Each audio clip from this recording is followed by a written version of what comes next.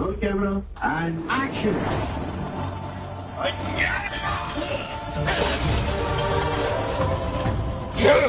వీటి అన్నను ఒక చేయలేకపోతే ఏంట్రా ఈ ఉక్కు చేయలేదా ధిక్కరించడానికి एस राजामौली एक ऐसा डायरेक्टर जिसने अपने ऑलमोस्ट 25 साल के करियर में एक भी फ्लॉप मूवी नहीं दी है और अपनी हर एक मूवी से या तो नए रिकॉर्ड सेट करे हैं और या फिर अपने ही रिकॉर्ड्स को तोड़ा है। बट क्या ये काफ़ी है एस राजामौली को इंडियाज़ ग्रेटेस्ट डायरेक्टर कहने के लिए?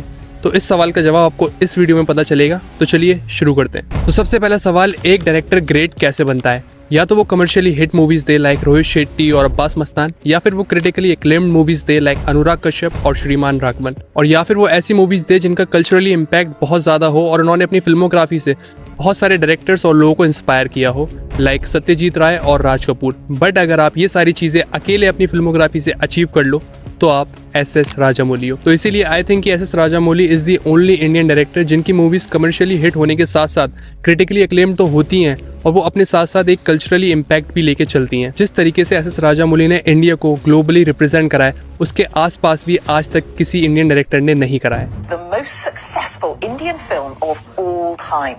Bahubali 2 is a fantasy epic on a massive scale and is breaking box office records not only in India but around the world. RRR ने 7 इंटरनेशनल अवार्ड्स जीते इंक्लूडिंग ऑस्कर्स और golden globes, जो कि बिल्कुल भी छोटी मोटी बात नहीं है, ये अपने आप में एक बहुत बड़ी बात है। बट इसके अलावा भी एस राजामौली ने बेस्ट डायरेक्टर अवार्ड जीता in New York critics choice award. और अगर आपको ये कम लग रहा है तो S Rajamouli was listed in times magazine of 100 most influential people of the world में। अगर इन सारी चीज़ों के बाद भी आप सोचते हो कि एस राजामौली या फिर उनकी फिल्मोग्राफी ओवररेटेड है, तो even James Cameron, Steven Spielberg और रूसो ब्रदर्स ने भी उनके काम की बहुत ज़्यादा तारीफ करी है और उनको प्रेस करा है।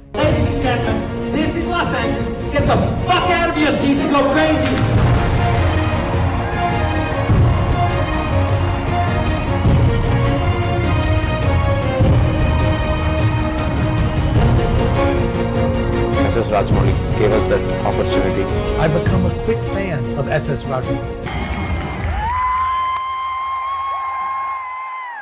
खैर ये तो थी एस राजामौली की कुछ अचीवमेंट्स, बट ये वो नहीं है जो एस राजामौली को इंडियाज़ ग्रेटेस्ट डायरेक्टर बनाती हैं। जो चीज़ हमारी नज़रों में एस राजामौली को इंडियाज़ ग्रेटेस्ट डायरेक्टर बनाती है वो है उनका रेवोल्यूशनरी विजन। चाहे वो ईगा में एक मक्खी की स्टोरी दिखाना हो, इतने माइंडफुल तरीके से वो स्टोरी टेलिंग थी मक्खी की। हम सब मक्खी से कनेक्ट करते हैं, मक्खी के फैन हो जाते हैं, मक्खी के लिए चीयर करते हैं। और वो जो रिवेंज स्टोरी को जिस तरीके से मक्खी के विजन से दिखाया गया वो काबिल तारीफ है। वो साई-फाई विजन, वो सोचना और उसको पुल कर देना सिर्फ राजामौली के अलावा इंडियन सिनेमा में कोई भी नहीं कर सकता। और उस मूवी के साथ भी 100 करोड़ से ज़्यादा कलेक्शन दे देना, ये एक बहुत बड़ा फीट है जो सिर्फ राजामौली ने अचीव करा है।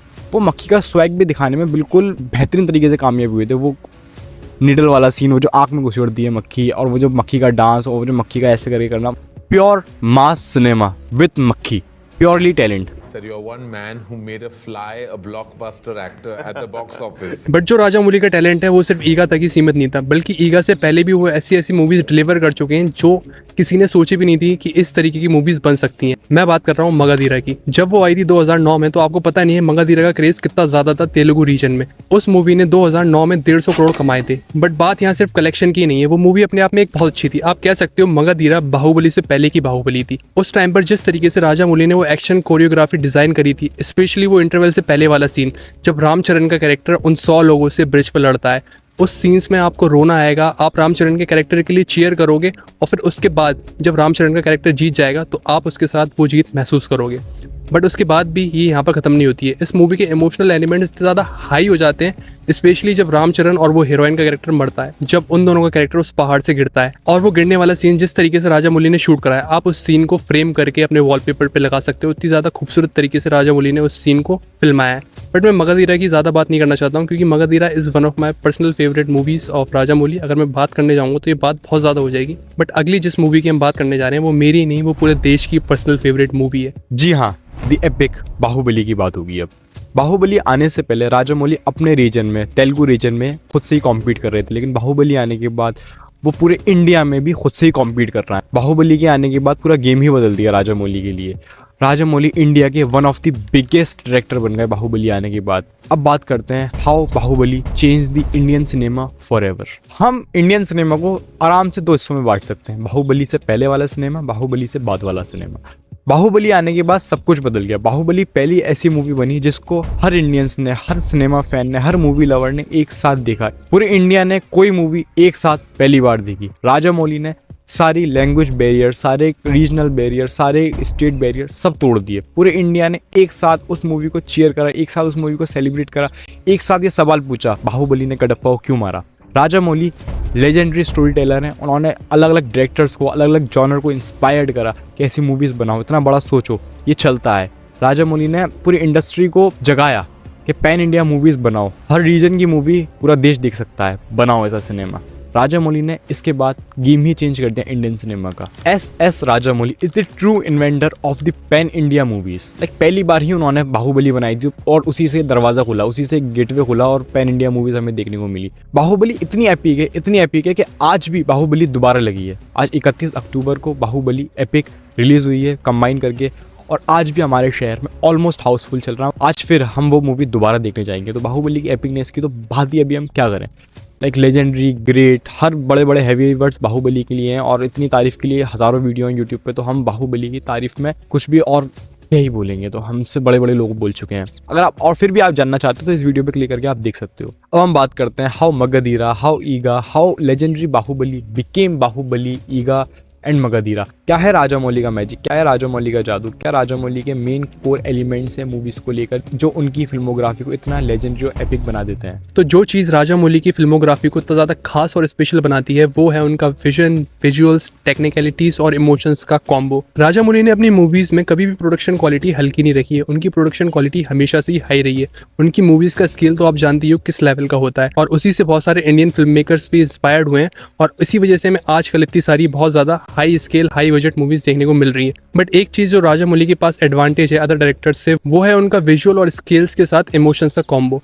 राजामौली से अच्छा इमोशंस के साथ मेरे हिसाब से कोई भी डायरेक्टर नहीं खेलता है इंडिया में। राजामौली की पहली मूवी स्टूडेंट नंबर 1 से लेकर अभी तक की RRR जितनी भी मूवीज हैं उन सब में इमोशंस बहुत ज़्यादा हाई रहे और उन्हीं इमोशंस ने राजामौली के आज के स्किल्स को कॉम्प्लीमेंट कराया और उनके विजन को बहुत ज़्यादा कॉम्प्लीमेंट कराया। आप राजामौली के करियर की कोई सी भी मूवी ले लो, चाहे आप छत्रपति ले लो, बाहुबली ले लो, मगधीरा ले लो, ईगा ले लो, RRR ले लो, या फिर आप उनकी कोई सी मूवी ले लो, हर मूवी में उनके इमोशंस एलिमेंट्स हाई ही रहे।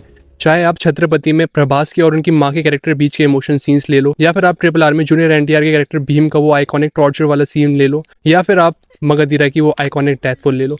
इन सारी मूवीज में जो एक चीज़ कॉमन है वो है राजामौली के विजन के साथ उनके इमोशंस का परफेक्टली ब्लेंड होना। ऐसा लगता है कि SS राजामौली ने इमोशंस के ऊपर कोई सी अलग ही किताब पढ़ी है। इसी वजह से वो अपनी मूवीज़ में अपने कैरेक्टर्स के साथ इतने अच्छे तरीके से इमोशंस दिखा पाते हैं। इसीलिए मैं कहना चाहता हूँ SS Rajamouli makes fantasy feels real and reality feels larger than life at the same time। और अगर इसके बाद भी आपको शक हो रहा है कि SS Rajamouli इंडिया के ग्रेटेस्ट डायरेक्टर नहीं है तो आप और उनकी ज़्यादा फीट सुनो। एक ऐसी फीट जो कि मुझे लगता है अभी तक किसी भी इंडियन डायरेक्टर ने अचीव नहीं करी है, वो है बाहुबली के अंदर एक ऐसी वर्ल्ड बिल्डिंग क्रिएट करना जिस वर्ल्ड के अंदर पता नहीं अनगिनत और कितनी ज़्यादा मूवीज़ बन सकती हैं और कितनी ज़्यादा ये वर्ल्ड एक्सप्लोर हो सकती है। माहेशमती का किंगडम और देवसेना वाला किंगडम और वो वाटरफॉल से नीचे वाली जो पूरी दुनिया थी, इन सबको मिला के और कितनी ज़्यादा मूवीज़ बन सकती हैं मुझे भी नहीं पता। बट राजामौली नहीं बना रहे हैं, वो कुछ और किसी और प्रोजेक्ट्स पे काम कर रहे हैं एंड आई रिस्पेक्ट दैट।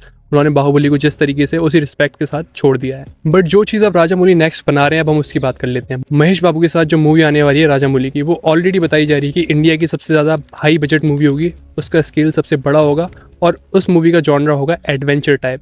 आप इमेजिन करो, इंडिया में आपने कोई सी अच्छी एडवेंचर मूवी देखी आज तक? नहीं। बट अब राजामौली हमें वो भी विटनेस करने पर मजबूर कर देंगे और इसीलिए मैं इस मूवी के लिए बहुत ज़्यादा एक्साइटेड हूँ। बाकी आप बताओ आप इस मूवी के लिए एक्साइटेड हो या नहीं, और आपको SS राजामौली की सबसे ज़्यादा कौन सी मूवी पसंद है और कौन सी मूवी आपके सबसे ज़्यादा क्लोज है राजामौली की। इसके अलावा आपको क्या लगता है कि SS राजामौली इंडिया के ग्रेटेस्ट डायरेक्टर हैं या फिर नहीं है? जैसा भी आपको लगता है, आप एग्री करते हो, डिसएग्री करते हो, आप कमेंट में बता दो। बट हमें तो लगता है कि हाँ, SS Rajamouli is the greatest Indian director ever अभी तक। बाकी आगे क्या होता है वो हम देखते हैं। बाकी अगर आपको वीडियो पसंद आई है तो आप वीडियो लाइक कर देना, शेयर कर देना और सब्सक्राइब भी कर ही देना। और बाकी आपको यश के बारे में कुछ देखना है तो आप इस वीडियो पे क्लिक कर सकते हो। और अगर आपको हॉरर सेंसरशिप के बारे में जानना है कि किस तरीके से सेंसरशिप ने हॉरर को अफेक्ट करा है तो आप इस वीडियो पे क्लिक कर सकते हो। इसके अलावा I guess I will see you at the movies.